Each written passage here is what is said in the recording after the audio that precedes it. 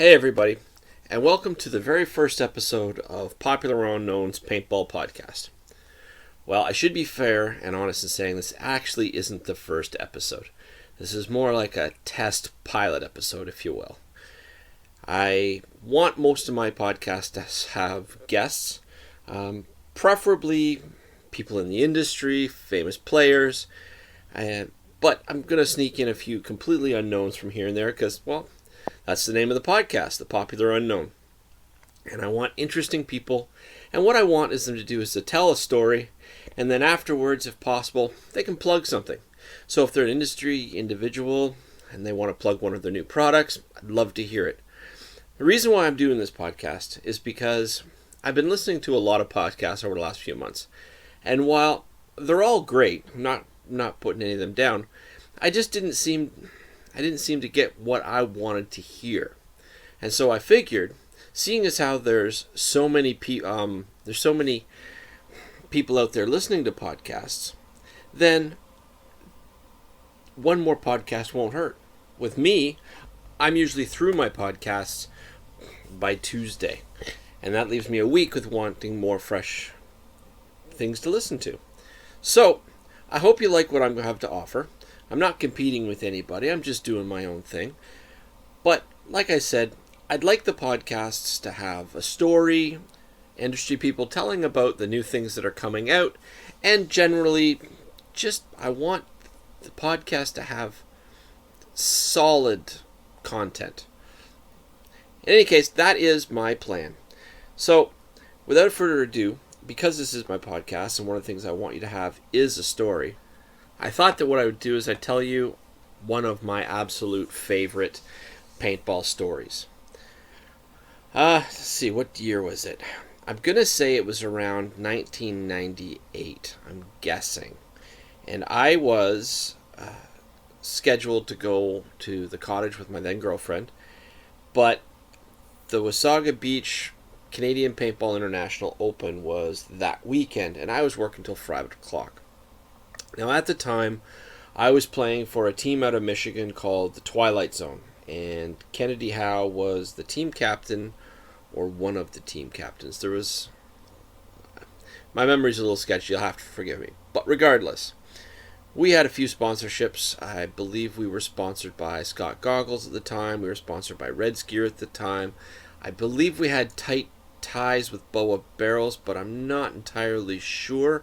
Somebody will have to, out of my past, will have to contact and let me know if I'm remembering that right or wrong. But I do remember Scott Goggles were one of our major sponsors, and I do remember Red's Gear was also a major sponsor.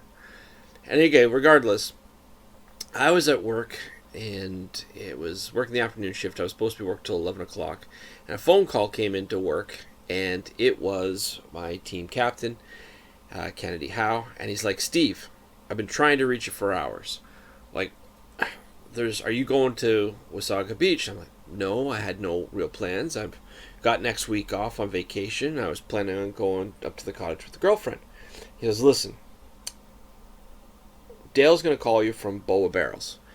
He wants to talk to you." I'm like, "Okay, well, I'm at work. I'm here."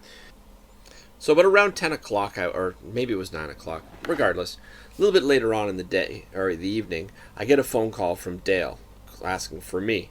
And so I answer the phone. He's like, "I need you to come play. Are you coming to play?" And I'm just like, well, I hadn't had plans, but I guess I could. What's it going to cost me? Dale, in a really, I don't know, what's the word I'm looking for? Stern voice goes, "Steve, the first 25 cases of paint are paid for. Your entry fee is paid for. Your hotel is paid for. Everything you need is here. Just bring your gear and come." I'm like, "All right." I get off work. In about an hour or two, I'll get in touch with a girlfriend. I'll get the gear up, and we'll head out late tonight. As the tournament started Saturday morning. So I called the girlfriend. I was, "Listen, we're not going to the cottage tonight. We are going to be going to Wasaga Beach." I said, "If you could throw my gear in a bag, I'd appreciate it. And when I get home, I'll make sure we throw everything in, and we'll head up to Wasaga Beach." So that's what we did. Got there, popped a tent, and just crashed right there on the field because I had no idea where I was going. Cell phones really weren't all that popular at that point in time. So, next morning, we get up, and I'm an autococker fan, to say it lightly, and the autococker I had wasn't working for whatever reason. I don't remember what happened. Something happened on the field. And I had bought a mag for the girlfriend, so I pulled out an auto mag, and that was my paintball gun for the day, which I thought was kind of funny because it's just not me. But it's funny that it's one of my favorite stories of all time. I wasn't shooting a cocker. Anyway, so I got told that most of the team had been injured or wasn't feeling well, and that's why I got called in to pick up some slack. Two of the main players weren't able to make it, as I understand. I remember that there was a really large black guy named Tony. His knee was injured from doing martial arts competition, I believe.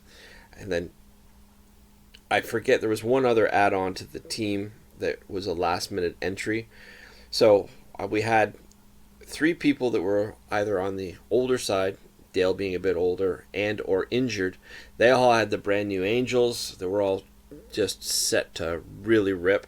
So they were going to be in the back. Then we had another little guy, and I say little because he was very short. He was a really good player. His name was Zonald. That's like Donald, but instead of a D, it's a Z. And this kid was fast. Played in a polo shirt, which I've always found, it's always stuck in my head.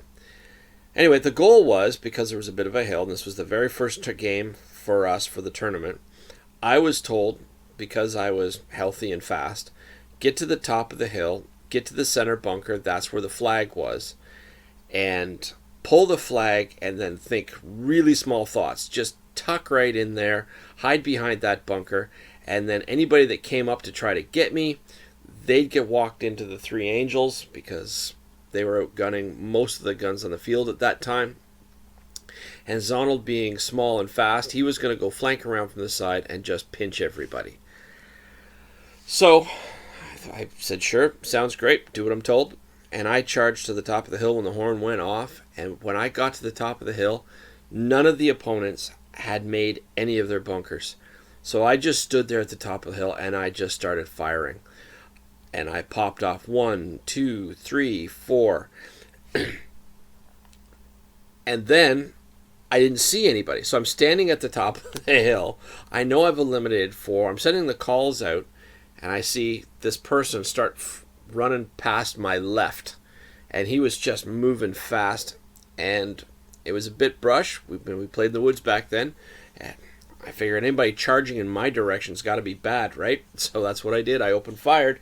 And I clipped Donald right in the ear. He'd apparently taken out the last guy coming around the side. And then so I shot my own player. We didn't know that we'd eliminated everybody because it all happened so fast. I would guess that the game, if I remember correctly, the game ended in just under a minute, maybe a few seconds more than a minute. I don't know. But, unfortunately, I shot Zonald in the ear, and he wasn't wearing ear protection, so he was hurt. Hopefully it wasn't anything permanent. He played the rest of the tournament, so he was okay for the most part. And we didn't do that well that tournament. I mean, a few people were injured, a few people were throw-togethers. You can't expect that to be a winning team, but did I ever have fun that day. I know that one other game was on the same field. We'd used the same plans, except that time I got up and they hammered on me the whole tournament. I believe the game ended with time. Nobody could get to me. Nobody could take me out. But I was so covered in pink paint, I could not see out of my goggles. I literally had to be... Somebody took my marker from my hands. I had people take my arm, and people had to walk me out because I was dripping wet in paint. You'd think I'd been hit by a Wagner power blower. I was just pink. So, but the refs were right on me. They were staring at me the whole time. They kept waiting for something to hit, but all it was is the paint was breaking in the trees around me and just drenching me. It was raining paint, literally. Anyway, that's my story.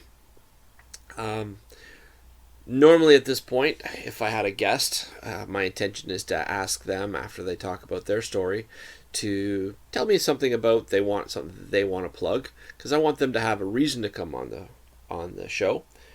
So I think what I will say from here is I'll call it a day, because like I said, this really is more of a test episode and it's not really a real podcast.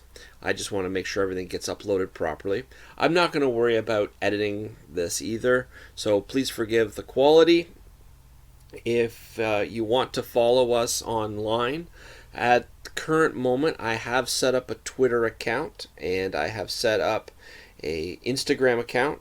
I'm trying to use the hashtag Popular Unknown Podcast so that you can find me. There's also a Facebook public group. I'd love to see you on there. And like I said, I'm going to have a lot of guests. Now, I'm not going to give any of them out right this second, but I do have about 2 months worth of people that are up in the industry. The first guest hopefully is going to be a CEO, but that's all I'm going to tell you.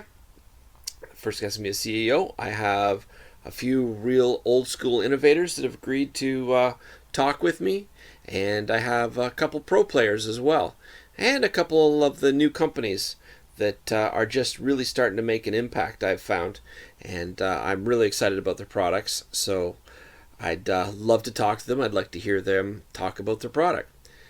Anyway, that's it for me. I hope you enjoyed it. Again, please forgive the crudeness of this particular podcast. It's really just a test, get to know you. But that being said, I am very excited. I'm looking forward to speaking to a lot of you in the future.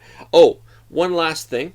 If you'd like to email me directly, you can do that at popularunknownpodcast@gmail.com. And I would absolutely love to hear from you. If you have a good story you'd like to tell, by all means, drop me a line. Twitter, Instagram, Facebook, email. Tell me about it. And truthfully, if I find the story interesting, I'll get in touch with you. I'll give you a call and let's get you on. The podcast, as a general rule, I'd like to keep it around 30 minutes, but you never know. If something's going well, we'll take it longer. Anyway, I hope you all had a fantastic weekend, and I look forward to seeing you all on the field. Oh, actually, that's one more thing I can mention. I am currently using Combat Pursuit as my home field. You can hit them up online. They're located just north of Pickering. Anyway, that is my show. I hope you enjoyed it, as rough as this particular one is. I promise you the next ones are going to be much better edited, better guests. See you out there on the field. Keep your paint dry. Bye for now.